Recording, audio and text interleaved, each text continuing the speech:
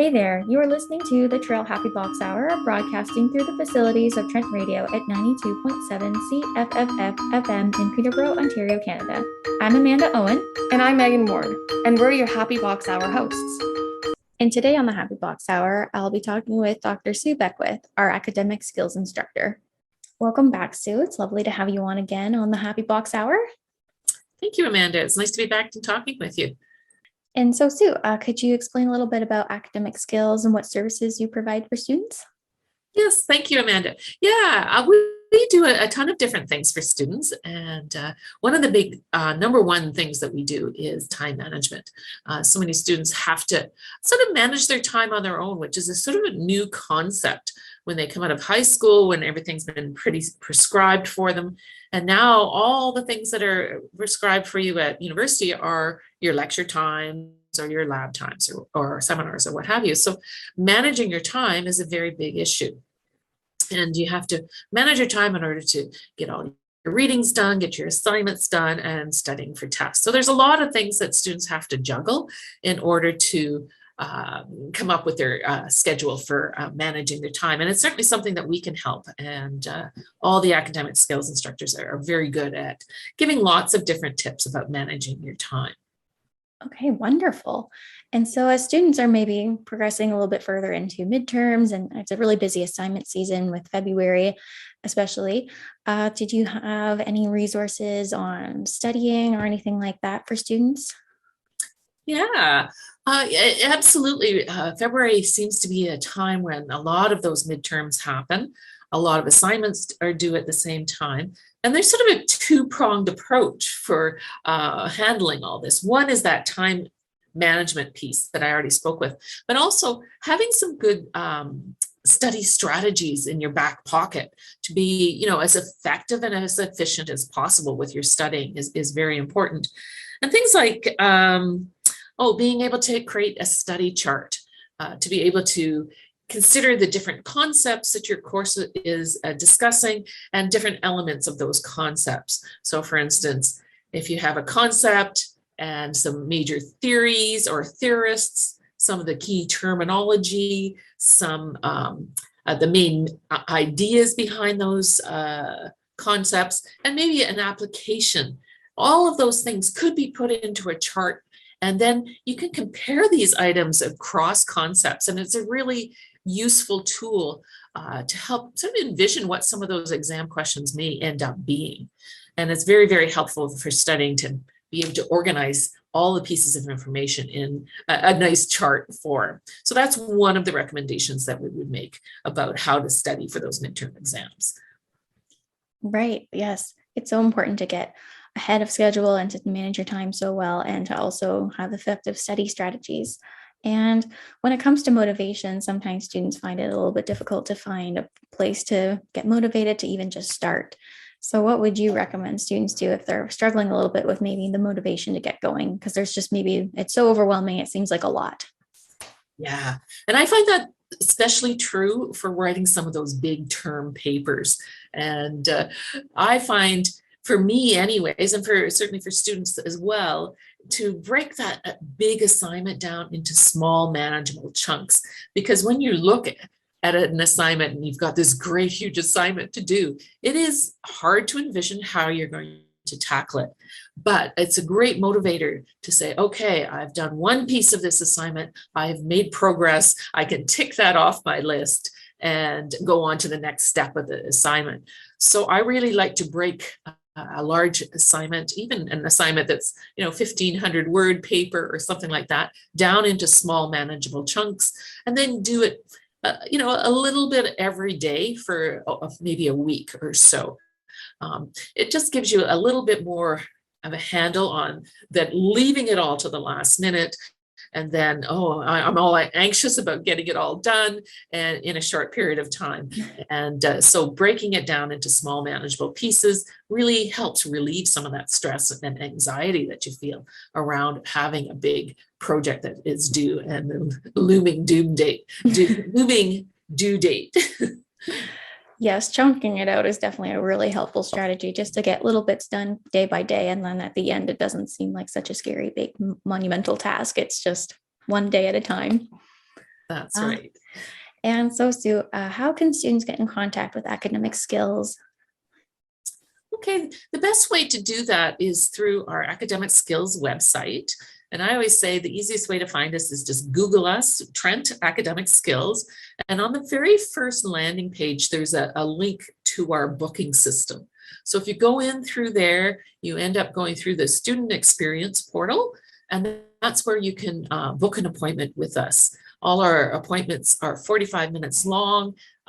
They're all free, they're all confidential, and a very easy system to actually book an appointment.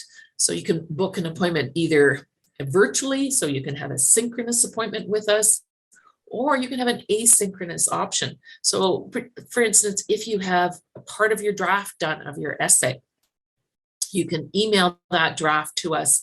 We make comments on it, and then we send the comments back to you after the end of the appointment is finished. So that's what we call an asynchronous appointment. Okay, awesome. And thank you so much for coming on again, Sue. It was lovely chatting with you, and I hope to see you soon. Thanks, Amanda. Okay, if well, you're thank just you, joining Amanda. us, Good you're luck now with all listening your to the studying. Traill Happy Box Hour, Thank you. broadcasting through the facilities of Trent Radio at 92.7 CFFF FM in Peterborough, Canada. My name is Meghan Ward, and joining us today is Richard. Richard, can you take a moment and introduce yourself? Yes, hi, I'm Rick Cousins, and I did both an undergrad and my master's at the University of Ottawa in theater theory and criticism. I wrote my dissertation there because, of course, it's a theater department. I wrote about radio. I wrote about a surreal 1950s radio comedy series called The Goon Show, which, for those of you who aren't aware, best description there is Monty Python without pictures. After taking a break to get our daughter ready for her school years, I came back to Trent, and for the past 4 years, I have been pursuing a PhD in cultural studies, and I successfully defended my dissertation this past November.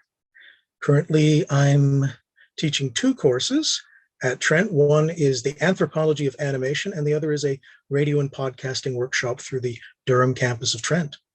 Awesome. So what I'm hearing is we have a pro in our midst. So this is going to be a very fun interview. Yeah, there was sort of a jack of all trades. Awesome. That's wonderful. Utility player, really. Yeah. So can you give us an overview of the research you did for your PhD? Well, for the past 4 years, I've been researching anthropomorphism in American animated short films from roughly 1920 through 1960. And of course, that is a fairly broad subject. You can't cover it all, even in the 300 or some pages that you're given to do a dissertation in. So I broke it down into a number of subject areas that seemed to be of interest. It wound up being sort of a meandering, casual tourists wandering through Toontown, if you like, stopping at various points of interests along the way, something that might be referred to as a cultural topography by people who are into that kind of jargon.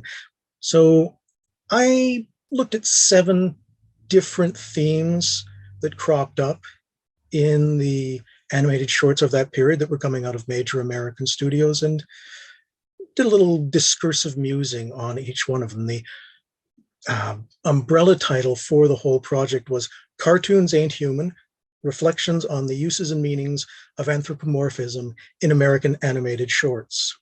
Oh, cool. So why do animators use anthropomorphism in film or in production? Well, I can think of 3 main reasons. One of them is to give people something to look down on, if you like. Julia Kristeva, who's a psychologist and theorist, has a concept that she refers to as the abject, and that's anything that people would consider as being not quite human, being beneath human. And what we use the abject for is to define what is human, what is acceptably human. So we do this to various members of the human species as well, consciously and unconsciously, and it leads to some rather unfortunate consequences. But within the context of animation in particular, where you can do anything, being able to take an abject figure, for example, to transfer the confusion and revulsion you might have for someone who's on the fringes of society, For example, if you were to think of Chaplin's little tramp character, he's deliberately created an abject figure that he can use in a comic setting. Well, you can take it one step further if instead of working with real life flesh and blood human beings and costuming and so forth, you've got a pencil and a piece of paper, and you can decide to, as someone actually did, yes, that actually happened. Anyone who wants to Google that, by the way, the series is called Baggy Pants and the Nitwits, and it was actually made by a studio that was started up by one of the big name directors from the period I'm studying, Friz Freleng. I don't know how I got off on that tangent. But another thing that of course I can't say the word now, anthropomorphism. Say it along with me, class. Anthropomorphism. Very good.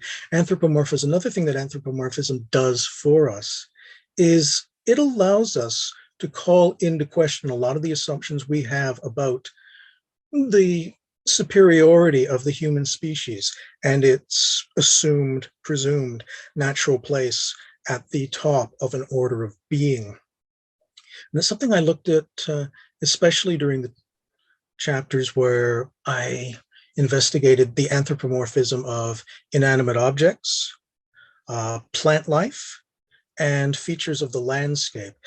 Anytime you see a piece of nature that is being made to act human, and the example I keep coming back to again and again when people talk to me about this, is something you'll see in 1930s American animated shorts. There are a lot of palm trees that spontaneously break into hula dances.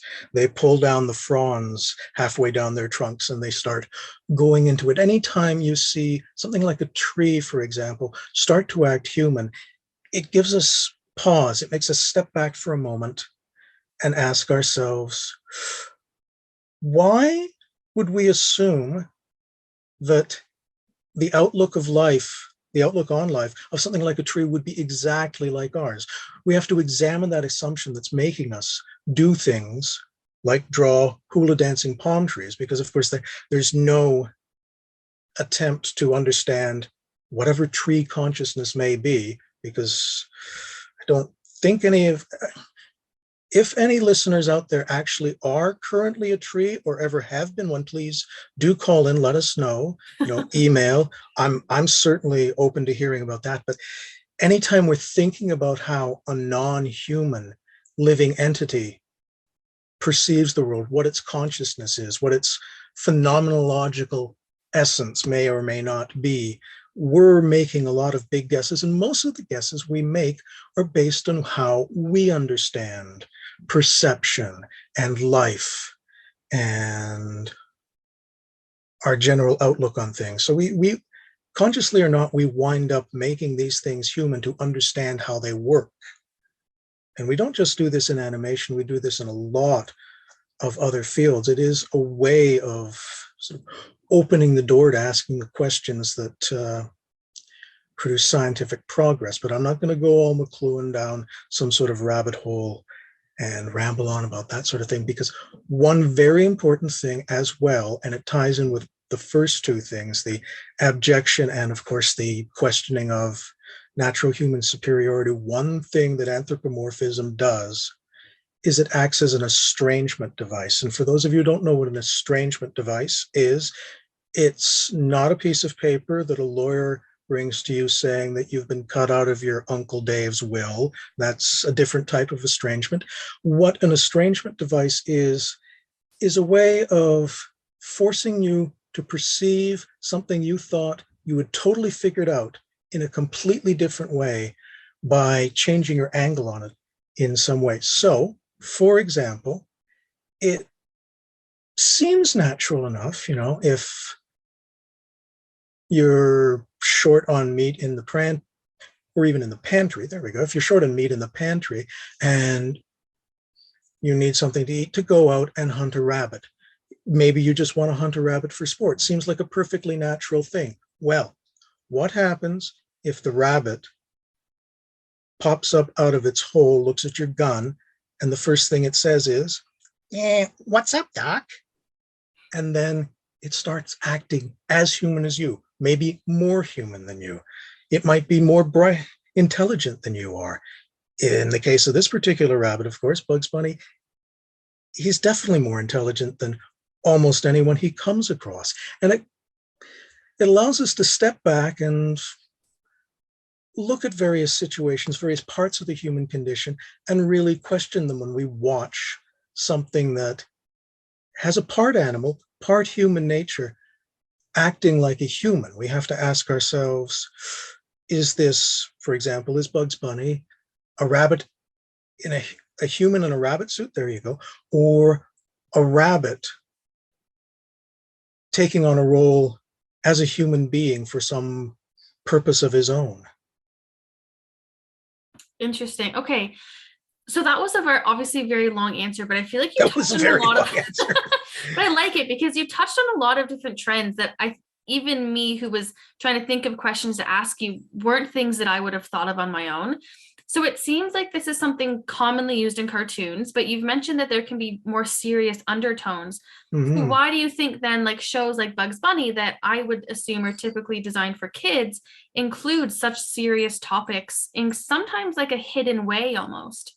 Yeah, well, one of the things is they hide them because the originals, these shorts, were not exclusively designed for children. Yes, there was a kid-friendly aspect to the entertainment, but these were going on, these were being shown in theaters as part of an entire bill, an entire program, and it was assumed that adults would be showing up for the whole thing. It was a movie theaters program back during the golden age of Hollywood, if you want to call it the golden age of Hollywood, the first golden age of Hollywood anyway.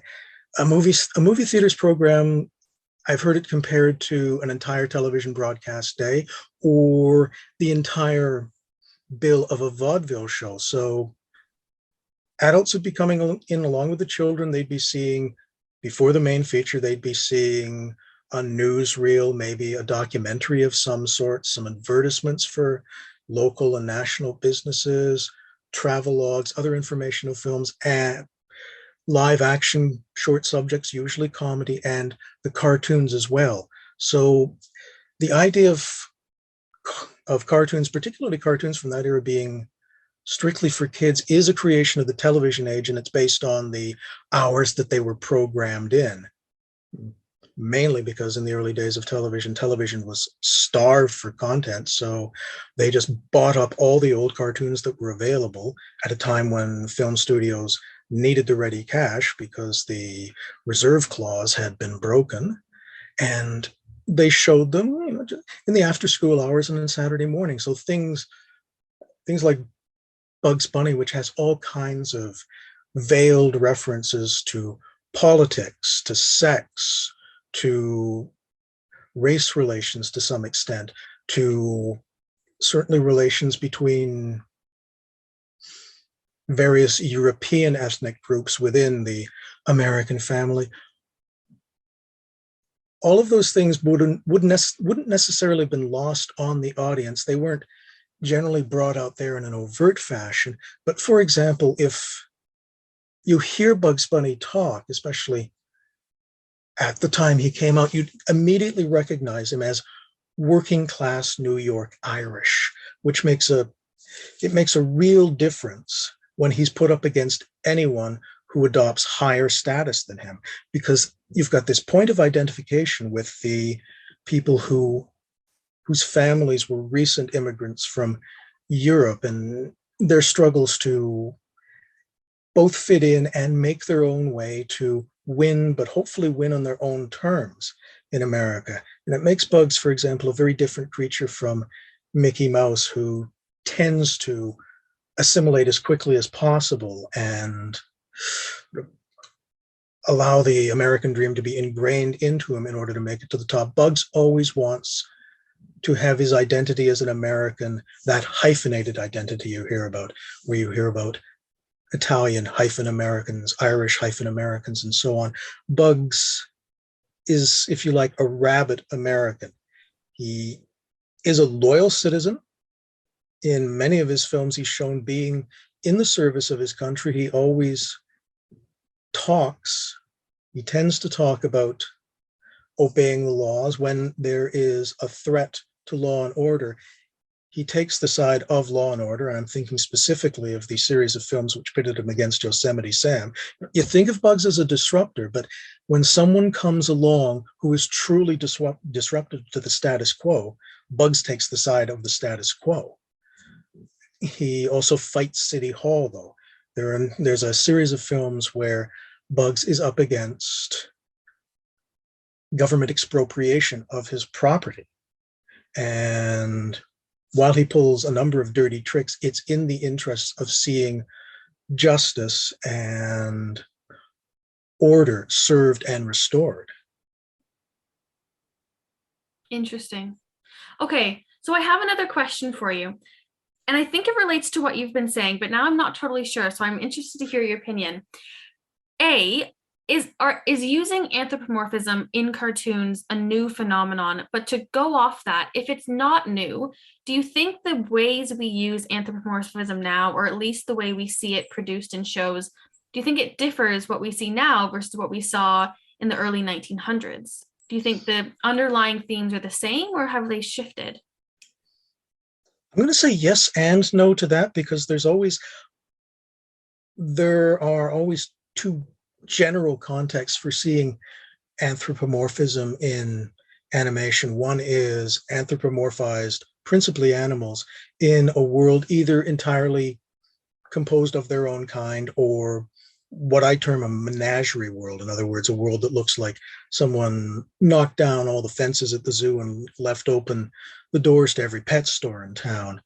You have a contrast between those worlds and worlds where the anthropomorphized, usually animal, is the only one of its kind in an otherwise human world, is in a minority. So you have both of those streams ongoing. I think, though, what I'm going to call the raisonneur factor, the Brian factor, if you like, Brian from Family Guy, the dog, the idea that the animal in the otherwise human world speaks as the voice of reason may be heightened a little bit more in today's animation than it used to be. Now, there can be some dispute about this, and Disney sidekicks are still goofy comic relief. But in a lot of the classic Warner shorts, for example, you don't quite have a comic voice of reason. What you've got is a comic voice of opposition. So there's a little bit of difference there. And of course, there are entire menagerie worlds, if you like, that stand in for our world and are used as parallels to them. I read something not so long ago which described SpongeBob as having some very, very important main themes, one of which was ostracism and another which was death. Someone has done a deep dive, if you like, into Bikini Bottom to see just exactly what sort of deeper social themes are actually being played out there in these 11-minute comic skits there. So I would tend to say now the difference is maybe the influence of current popular culture, the styles of comedy.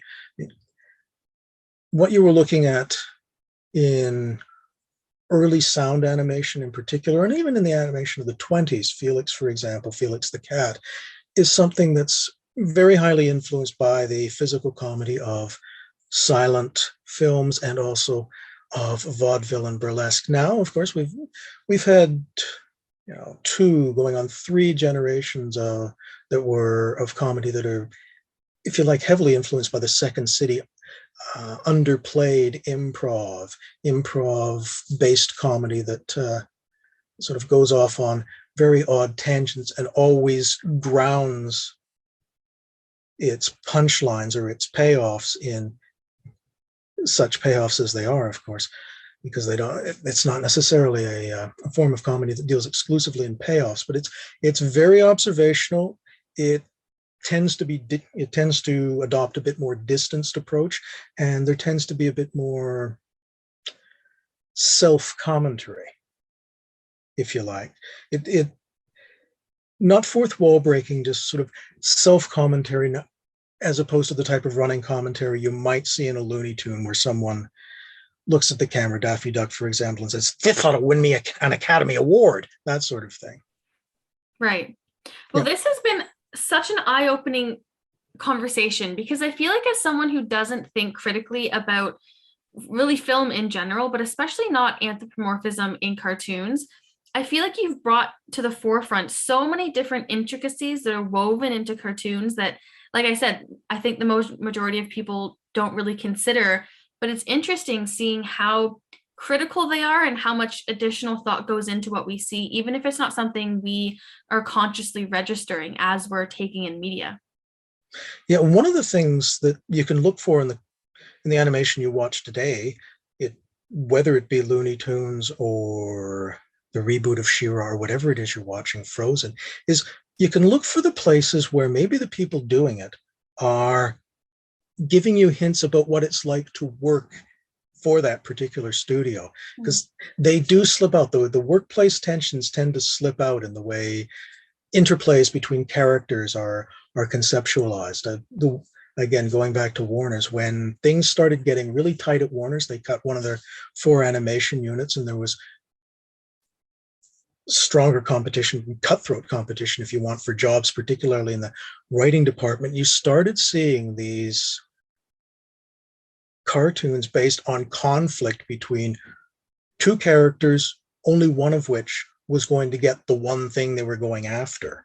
Right. And this, of course, this is in the context of people being told, writing teams being told to split up, each write a cartoon, and whoever's worked out better would get to keep their job. Right. Interesting. So it's cool to see that sort of like realistic part of people's lives coming into what we just absorbed without even really thinking of it. Don't get me started on Pepe Le Pew. Okay, I won't even ask. No. If people are interested in learning a little bit more about what you do you have anywhere for them to look? The one place you can look where I've already published something that is based on part of my dissertation is in Interdisciplinary Humanities. That's the journal of the Humanities Education and Research Association, or HERA, and I wrote a piece on Chuck Jones and his ambivalent relationship between high and low culture. That's the principal place you'll find anything scholarly thus far. I always tend to be writing scholarly articles. I have been writing scholarly articles while doing the dissertation that are about completely other topics than what I've been writing on. So if you want to find out, a firsthand account of what it's like to play Mackenzie King, you could look at Critical Stages and look up their article on life history, for example. I could look up some of the book reviews I've done for science fiction studies. But if you just want to have a little fun and get an insight into my own warped view of things and my sense of humor, you could also check out Uncle Fun and Sparky Land. It's a blog. It's up on Blogger. Yes, it's on your grandpa's blog server. I know that, but I'm just too lazy to move it after 11 years. But Google Uncle Fun and Sparky Land.